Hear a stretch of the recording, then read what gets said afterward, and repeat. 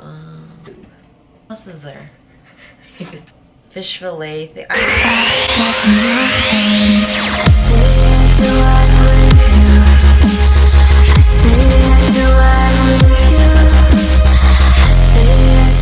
Hi guys, welcome back to my YouTube channel. Today we're going to be doing a breast augmentation Q&A.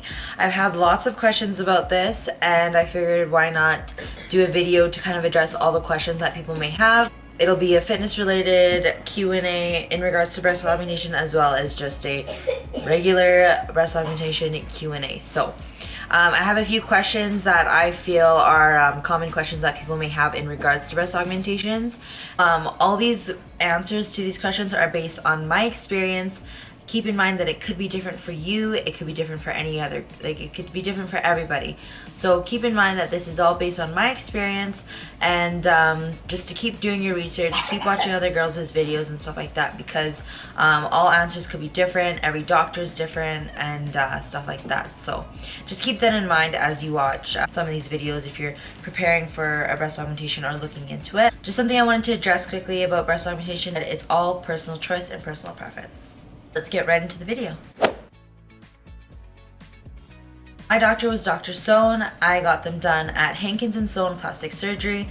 I will link their website down below. They're in Las Vegas. I was there from the Tuesday to the Tuesday, so I flew in on Tuesday and then had my surgery Thursday and then flew out on the following Tuesday. I got mine done for $6 grand for just the surgery, for 2 flights out of my mom, and to pay for myself, and then for my medications altogether I spent $7 grand on my surgery. Like I said in the beginning of the video, everyone's experience will be different. My pain tolerance is very high, whereas some girls that I know, their pain tolerance isn't very high as mine. So for them, something that felt not painful to me at all is something that could have seemed super painful to them. So just keep that in mind, that depending on your pain tolerance depends on how it will be for you post-surgery. So when you wake up, you feel like someone is sitting on your chest. You feel like an elephant is literally sitting on your chest. The nausea, I had no nausea really. The only time that I felt like nauseous was when the following day we went to Gordon Ramsay and I ordered some sort of fish fillet thing. I don't know what I ordered. It has something to do with fish, and I just felt so nauseous. That was the only time I ever felt nauseous. I mean, I did have medication to help control the nausea, and I mean, my mom was the one who was helping take care of me, helping me stay on top of my meds and stuff. We were great with it. We were always on top of it. We kept track of it. That's something that I definitely recommend you doing, is keeping track of your medications, what times you've taken it, when is the next time you'll be taking it, etc., because that helped me a lot to manage my pain and stuff. And maybe, you know, on top of my pain tolerance, that is why I didn't feel like I was in much pain or discomfort or anything like that. Post-surgery was fine. I had my surgery on the Thursday, like I said, and then the following day I had my 1-day post-op appointment, and then we were walking the strip the next day and I was fine. I was a little slow, but other than that I was fine. My breathing was fine. Like I said, I was up and walking all day. The only thing is at nighttime is when I'd get really like I'd doze off and fall asleep and I'd just be like super tired. And also when it came to eating, all I wanted was congee soup. That's all I wanted. So it's like rice in soup.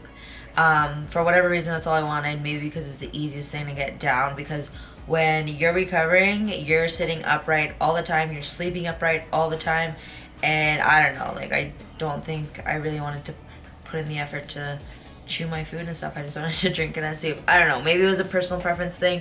I mean, they don't tell you how you should eat or what you can eat after your surgery, because I mean, you can eat whatever you want, but yeah, just because of how stiff I felt, restricted I felt, I guess drinking soup was the easiest for me. So that's how like post-surgery went. I have the Silicone gummy bear ones, and the CCs that I got is 650 and 600. For all women, one breast size is bigger than the other. Mine is just a little bit more noticeable, so that's why I have different CCs. I can't remember which is which, to be honest with you. I believe my right is 600 and my left is 650, but like I said, I don't remember anymore, so. The reason I wanted to get a breast augmentation was just because from my fitness journey of my first show, I noticed that a lot of my weight comes from my breast. I lose most of my weight there, I gain most of my weight there. It was just something that I was very self-conscious about when I did lose all the weight. I hated the way they looked. I hated being super flat-chested and then like super muscular. Like I just wanted to balance it all out, I guess. I wanted to keep my curves. So a breast augmentation was definitely something that came to mind right away when I went through my first prep for my first show. So when I found out that I was able to get it done at 18, I looked into getting it done with Dr. Sohn just because my mom had gone with him and she loved the experience. I had an amazing experience with Hankins and Sohn plastic surgery. Susan, who is the girl who coordinates all the appointments and stuff, was amazing. The nurses were very comforting at my initial consultation and stuff. Like I just had the most amazing experience with the nurses and my doctor. Obviously I had no complications with my surgery. Recovery, like I said, they make you feel super comfortable and stuff like that. So and they were super helpful, and you know, even when I left, I mean, they were, you know, checking up on me through email and stuff like that, and it was an amazing experience, and I highly recommend them. And I would do the surgery all over again when I want to do it again. I will definitely be going back to them 100%. But to answer the question about why I did it, that is exactly why. I did it for myself, just so that I felt more comfortable in my own skin. It gave me a little bit more confidence back as well, because obviously I'm not as self-conscious about it anymore. So I went under the muscle just because I like the appearance of under the muscle better. I was a deflated B cup. I'll try to see if I can post some pictures here of kind of what I looked like before surgery. And so yeah, I was a deflated B cup, and now I am either a 34 triple D or a 36 double D. Those are sister sizes to each other, so it just depends on the bra. I was only, like I said, like I only had to be in Vegas until the following Tuesday. Like it was fine, so that's not even a week post-surgery. In regards to fitness and you know, my exercise routine and stuff, so I was able to do cardio at 3 weeks post-op, legs was at 6 weeks post-op, and then upper body was 8 weeks post-op. By any means, when they tell you you can do these certain things at certain weeks, it all depends on how you're feeling, how it feels doing certain movements, and just, you need to gauge it by that. Do not rush anything. You just spent thousands of dollars on something. You do not want to be pushing yourself too hard where you flip an implant, you pop an implant, or whatever it may be. Do not risk it. Ease your way into things. Start off light. If something feels uncomfortable, stop. I remember when I first started doing cardio, like it was so tough to do on, like, for my breathing wise. Like my breathing got kind of hard to do, so I would ease up a bit. And then like same things for legs. Like there was some things that when I was doing it, it just felt so uncomfortable, so I stopped, and then, you know, would try again the next time and stuff like that. And then upper body was the most frustrating thing, because doing a simple, like, especially back exercises were the worst to do, because anything I did, I could just feel the pull. Doing triceps, I couldn't do that for the longest time, because, you know, obviously you feel a little bit in your chest muscle. Like I could not do anything where I had to push, be able to push myself off a chair like this. I couldn't do pull downs. Doing like the lat pull downs, those even felt awkward, because you can feel the implant.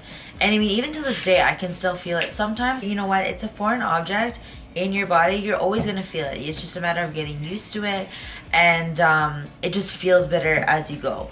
But yeah, so the most frustrating thing was upper body, because there's so many things where you could feel you feel it so uncomfortable. Like you could just feel it pulling, and it was uncomfortable. So when did I feel like 100% in the gym again?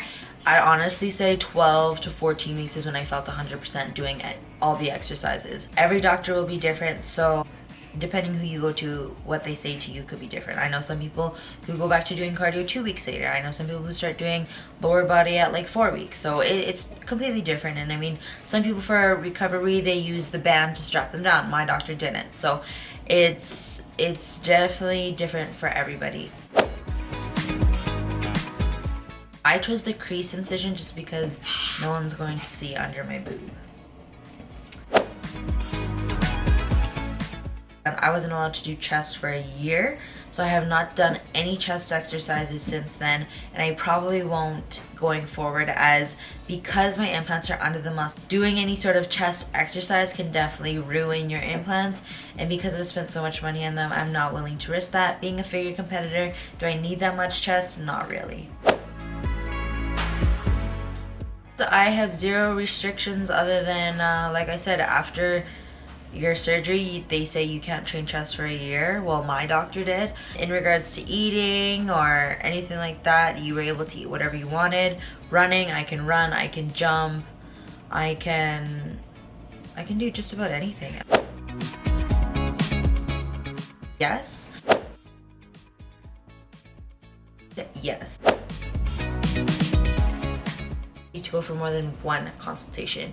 You want to make sure you're trying on all the sizes that are possible, trying it with a loose shirt on, with a tight shirt on, and you need to remember, if you're going under the muscle, it takes away a little bit more size than what the implant is. So for example, I tried on 650s and I loved them. I thought they looked perfect for the size that I wanted to achieve. And then after, as I was recovering, I noticed that they did look a little bit smaller. Me, I only had one consultation appointment, the rest were via email, so it was a little bit different. And I mean, that's just a consequence that you come with when that comes with getting a surgery done somewhere not local. So keep in mind that CCs are very different depending on your body. I have a very broad chest. My breast width diameter was 13.5. So because of my breast width diameter being so wide, I was able to get away with such a big implant where it didn't look too much, and I didn't have too much side boob or anything like that. So just keep that in mind, that CCs look different on every single person's body. So it's best to go into your consultation with pictures, you know, maybe if you know kind of what the cup size you want to be at, have that in mind. I had no idea what cup size I wanted to be. I just brought a whole bunch of pictures and went from there. But 650 cc's on me can look very different on someone who's much more petite than I am. So just keep that in mind when you're thinking about cc's. Bigger. So if your doctor says you can go anywhere from 350 to 400, go 400, because so many women wish they had gone bigger, I being one of those girls. So if you have the option to go, you know, 50 cc's different, do it. You may not think 50 cc's is a difference, but it is. So do your research, do lots of research, look at websites, look at their work, talk to people who have gone to see those people, ask all the questions that I've answered in this video, ask as many questions as you have, because this is a huge surgery, lots of money, and you want to be happy with the outcome. You don't want to go through any complications or anything like that. If ever you have the post-operation blues like I did, remind yourself that you have more than you started with. Be appreciative that you got the surgery. Be appreciative that everything went well. Be appreciative that, like I said, you have them now. Be on top of your medication. Be on top of when you take it, what you're taking, etc. That will be a huge game changer. Be patient with recovery. Do not push yourself, because you will run into complications and it's just not worth it whatsoever. Again, all these answers to these questions are based on my experience, my body. That's the end of my video. I hope you guys found all this information useful and helpful. If you guys have any more questions, feel free to leave them down below in the comments, or you can personally message me on Facebook or Instagram, and I'll be happy to answer those questions for you. Thanks for watching. Bye.